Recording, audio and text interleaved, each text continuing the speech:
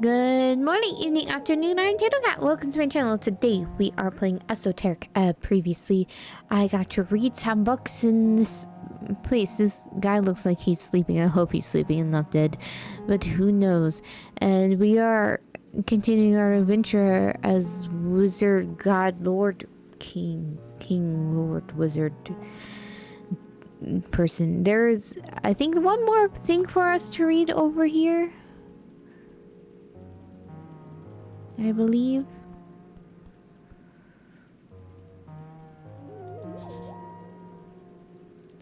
Scholarly commendation. Did I read everything?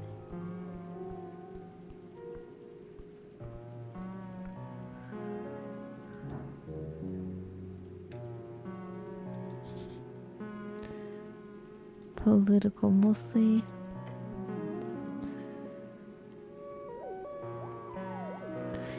I don't think I read the folk. I believe I read the by manifesto.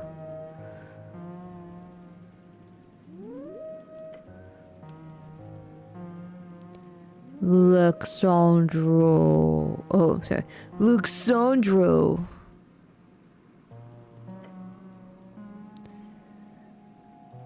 This was the first book placed in your hands. An earth folk as an earth folk. Oh, maybe I did read it.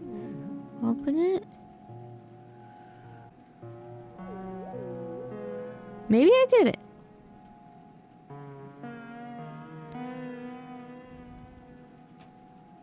Okay, then I will read this just in case. Okay. This is the first book placed in your hands as an earth folk recruit. Open it. Look inside. It is an old worn copy of that same text. Musings about the divine era of great walking gods in their theocratic states. A history lesson morphing into a series of guidelines how modern leaders, as a response to the drawn-out Coast War, should return to the old. Strength, the proven, the organized, the divine. Literature, although written from the perspective of not faith nor service to the holy, but rather that of service to the state, a modern theocratic vision, the nation as an entity not bound by the protection and lifetime of its God. Instead, the nation state will survive on unifying cultural traits passed down from that God to his people.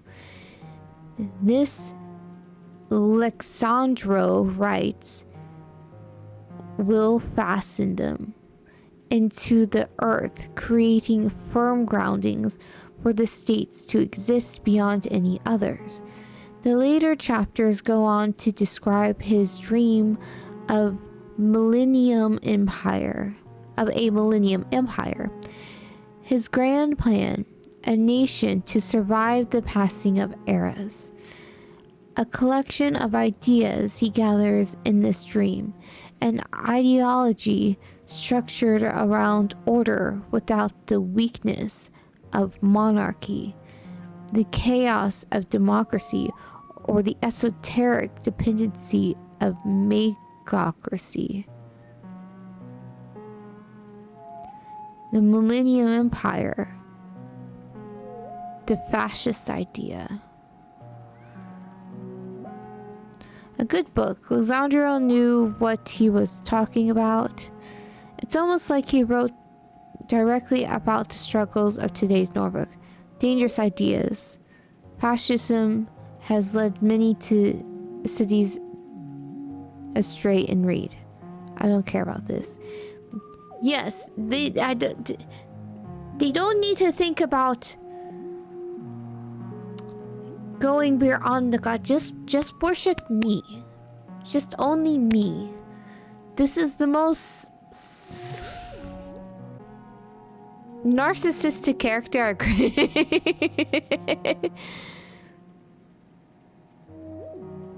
I don't care about this. Yeah, dangerous ideas. Fascism has a debate. Whatever your thoughts are, this book is used to reshape the city. You know well how effective it is. Put the book away. I got 5 experience points. Literature. You close it and place it back in its spot. So I remember the Blind Manifesto and the Statesman.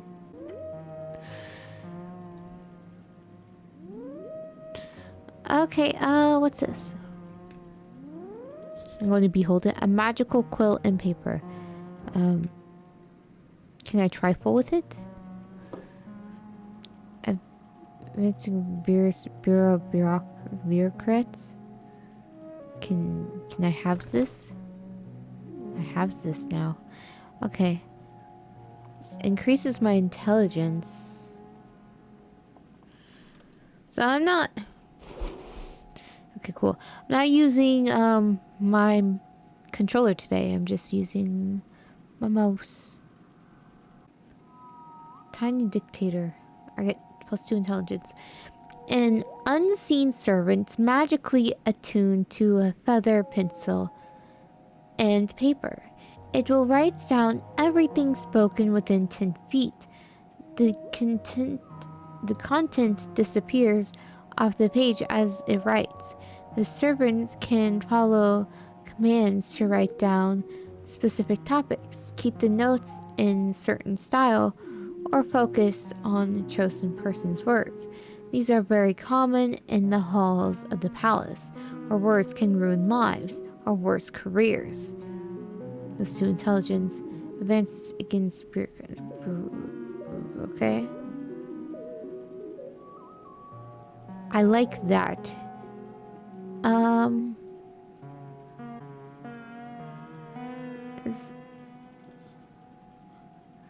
Alright, can I put this? Ooh, so I have pocket watch. And I have my wisdom tooth. I have all kinds of cool stuff.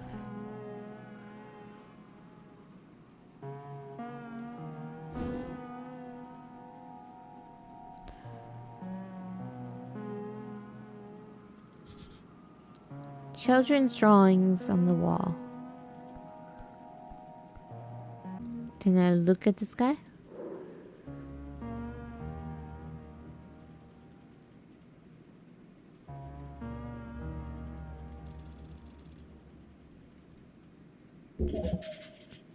Cool. I know everything about Scholar Sunray Appledent. I'm going to call him Appledent. Halfling, Horde Folk. He's true neutral. Level 4 scholar. A scholar of the Ford Nip Commonwealth. A man working out of a hole in the wall. This is a type of man who knows exactly where he's going and is simply going there very slowly and deliberately. He knows his expertise. His moves are calculated, his journey long. The esoteric is closely tied with scholarly arts. In the old days, distinction between the two was made, but today in this modern world, this side is all but winning. You have spent quite some time reading up on his art. It is interesting. Research is the first step to grounded spellcasting after all, but beyond this facade as a dispenser of knowledge, this halfling is also searching for answers to his own questions, namely, what is the nature of power? Politics? The golden line? Okay.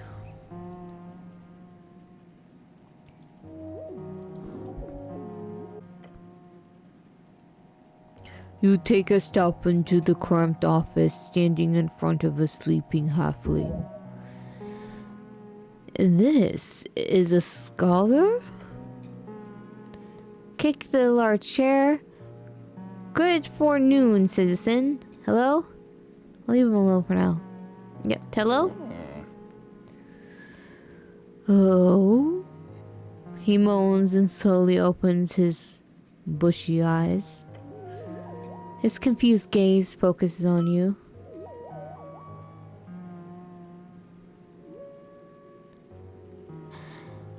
A life experience. Life is pain. What? Glare at him. Kick the chair. Glare at him. Terrible. Terrible pain. Oh. He mutters and rubs his face. The wrinkles fold one another like waves on a storied sea. Are you? He looks at you with his weary expression, then rubs his nose and sniffles twice. Are you here for the invoice? A quick glance to Snell. His words come out in typical Fortnip accent. What? No? What? The invoice? I don't have any invoice. Not for you, at least. Let's lean over to Snell. Lean over to Snell. Should I have an invoice? No.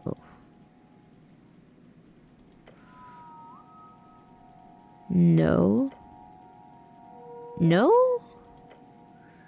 Oh. Oh, hold on. I've already paid that invoice. You're here for something different. He leans in facing Snell. I hope Queen Goblin has no quarrel with this old scholar. He holds up a palm. No, we're here on city business. Yeah, I've got some questions about the tea shop. I'm exploring random buildings and yours is unlocked. This is not wrong. This is the actual answer. Yes, I've got some questions about the tea shop mostly. Tea shop? Then you're dealing with interesting events. The city has seen its fair share of great calamities over the years, and the tea shop explosion appears tiny in comparison. The tea shop that I have yet to locate, I think. I don't think I've actually found it yet. And it's already like noon. Past noon. It tells military time. It's 1:15. I had to move Bongo Cat. You can't see Bongo Cat, but I can see Bongo Cat. Bongo Cat is covering the time. Tiny? No, it's a huge conspiracy. Probably, but I have some questions regardless. Yeah, I'm gonna be smooth about it. Probably, I have some questions regardless. Of course. Curiosity is absolutely vital for keeping the old brain in motion. So I commend you, Cleric. Don't call me a cleric. And you as well, my goblin friend. He looks around, grunting. Can I get either of you some fucking water? Or... You like this guy. He's like a rabid dog without biting so far. This halfling is wild in a fun way. No, thank you. Your companion replies very quickly. You're scholar applicant, right? Me, yes. I am Snurray Appleton, he says, and bows his head in the chair. Scholar of the Fort Nip University and a dedicated service to the progress of AIS. What exactly do you do? Many things. I'm mixing up voices. Primarily primarily my expertise lands the topic of alignment in many historical and contemporary applications. Some bullshit, I will tell you.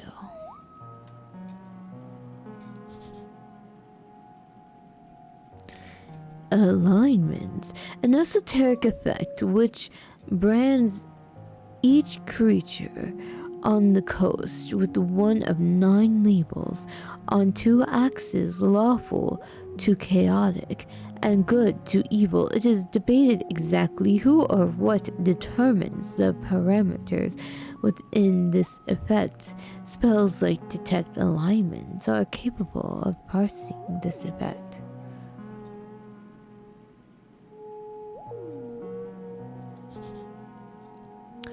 Alignment? Everyone's got one. Some spells can detect it, but don't read too much into it. Alignment is just an internal thing and doesn't really have too much real-world application.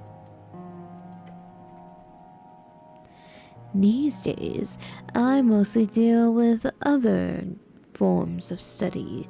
Specifically, I run this office here on the experimental technique of psychoanalysis.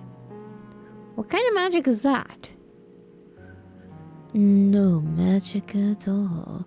Although there has been some detect thoughts involved at some points in the development.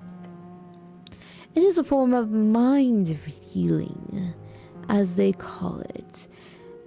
I'll be one to call it support instead. It is essentially the idea that the mental present is shaped by the mental past, and that through dialogue, our released unconscious ghosts can be vanquished. An exorcism? So it's talking about feelings. Can't you just cast a spell? So it's talking about feelings? What are those? What are feelings? I don't have those. I'm too wizard godly. I know, truly horrifying. A Reedian friend of mine once told me this joke, and I apologize if it's too vulgar for your taste, but he sputters out the words through little chortles. Listen to the vulgar joke. How vulgar. I don't have time for a joke. I want to listen to the vulgar joke. Right. A cleric and arcanist and a rogue delve into a lair of a succubus. Oh? The fiend defeats all 3 men, throwing them in her dungeon. But she grows to fancy them, so she offers them choice. For each man who can successfully satisfy her, she will let that man go. Otherwise... He speaks with little fits of laughter in between. She ends them, so to say.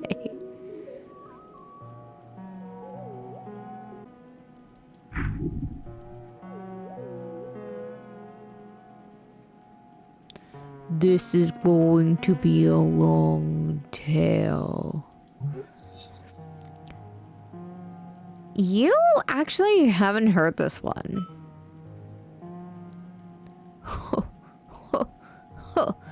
A succubus, such a fiend, would never offer such terms of mortal men. What a rambunctious tale. Do go on. Not along. Okay, I regret this. I'll skip this joke, please. What a rambunctious tale. Do go on. Tell me more. I don't know where this is going. I thought that was the end of it. It was like, oh, okay, I get it. She finishes them. Cause she's. I thought that was the joke. I was gonna go, oh. Okay, but no, apparently there's more. Let's keep going. So the three adventurers debate which order to go. Eventually, the rogue and the arcanist decide the cleric should go first, as he is a virgin and will be least likely to increase her listen. Those are the ones you have to look out for. Learns it from shadow boxing and reading his books and build that pent upness or something. Your goblin companion rubs his eyes as he listens to the joke. The cleric begins to divine and so on, prayers to his god, and goes to the fiend's bedchambers. He comes out 10 minutes later, completely unharmed, and gives a thumbs up to his new friends, who of course both feel a great sense of relief. But I thought she was gonna end them if she, but maybe she's satisfied with that. The arcanist goes next, confident and arrogant. If the cleric could do it, then the fiend must be easy. Within minutes, his bones roll out of the bedchamber entrance, the man having been incinerated by hellish flames. The rogue is horrified, but realizes obviously the arcanist overestimated his abilities. So he carefully enters the bedchamber, ready to put every ounce of effort into it. Less than a minute later, screams erupt from the bedchamber, and the rogue's lifeless corpse falls out of the entrance. The cleric prays for the souls of his comrades and gathers their remains for a burial. The succubus steps out, smoking a cigarette. She tells the cleric, your friends were truly terrible. They were just fumbling about down there. At least you managed to touch it a little. To which the cleric responded, you are truly an awful creature, and I will pray for your presence to be exorcised from this plane of existence every day until the day I die. Then before he walks away, the cleric also adds, oh, but I did heal that horrible wound you had between your legs. Hopefully that makes you less evil in the future. The goblin lets out a slight gust of wind through his nose. Laugh hard, I get it. I don't get it. Funny, not funny. I get it. I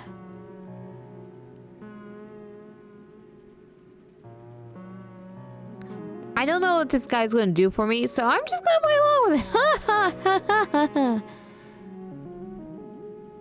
The halfling chortles loudly. I want the magic people to be on my side. My kind of humor, you might say. In short, you can view the succubus as an evil in the world, which religious fervors would pray to repair. However, such reparation could often lead to a not so optimal path. He keeps on laughing. Or most simply, you could say it's a basic allegory for you're explaining the joke and you're ruining it.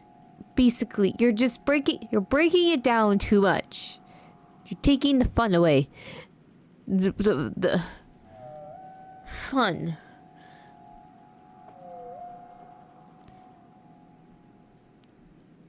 For alignment itself, the cleric means well for all intentions, but his actions cost the lives of both his comrades.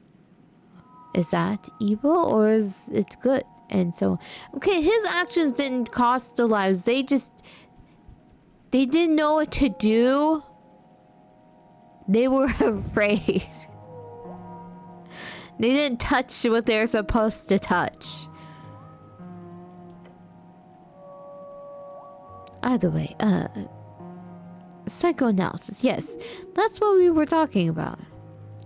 It's about your feelings, thoughts, memories, choices you've made, things that have happened to you. They can bog you down, so to say. And the goal in my clinical practice is to root that out in my patients' minds and help make them aware of repressed negative baggage, if you will, so one can move forward more speedily. I don't have any repressed negative feelings. Sounds like removing a curse of the mind. I don't really care. I don't have any repressed negative feelings. I don't have feelings. A bold claim. But that's not the only thing I work on here. I'm currently exploring the dream of animus. Animus. That's something to do with masculinity and femininity based on Civic's ideas. A dream of man and woman. What a pervert. You like this guy. You explore men and women. You dream about men and women. Sounds interesting. Sounds boring. You explore men and women? Poor phrasing, but yes. My dear sir, I'm starting to sound like a gentleman. Beyond that, I also focus a lot on my own unverified theory. Are you like Freud? Do you think I have penis envy? As a woman, I mean, I guess my cleric's a dude, so he doesn't have penis envy. He has mother issues. I don't know. Can't remember. Did Freud think all dudes wanted to sleep with their mom or something like that? And all women just had penis envy? I can't remember most of his bullshit.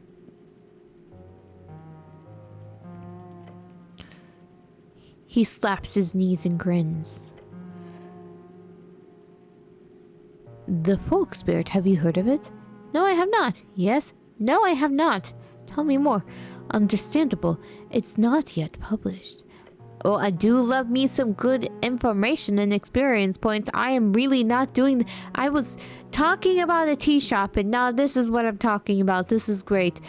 The folk spirit is working title for my new thesis. I gained 5 experience points. I feel like it deserved more for that. I feel like it deserved 5 experience points for sitting through that joke alone.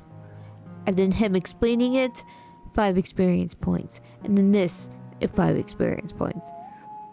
Most of it, if you excuse my ignorant, fucking bullshit. Awesome. At least you know. But in short, it's about how each folk share a number of core communal archetypes or myths. I have traveled around the coast to collect as many tales, writings down thousands of stories, previously only passed down orally. All to see how well my theory holds up in the minds of so many folk. He clears his throat and leans back into his chair. Apologies, I'm ranting here. Let us put a stop to it. What did you want, Cleric? You talked for forever. Well, we'll get into interrogating and then questioning this guy, whatever he is, in the next episode. Until then, see you next time.